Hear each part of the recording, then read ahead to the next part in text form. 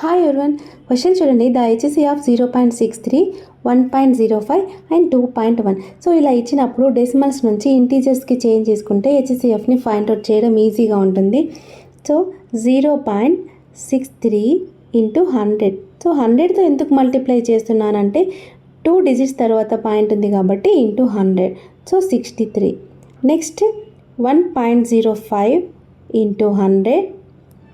So 105. Next 2.1 into 100. So 210. So మనకు వచ్చిన values నుంచి హెచ్సిఎఫ్ని ఫైండ్ అవుట్ చేద్దాం. సో మనకు వచ్చిన వాల్యూస్లో రెండు పెద్ద సంఖ్యల మధ్య డిఫరెన్స్ తీసుకుంటున్నాను. అంటే 210 మైనస్ 105 ఏమవుతుంది? 105.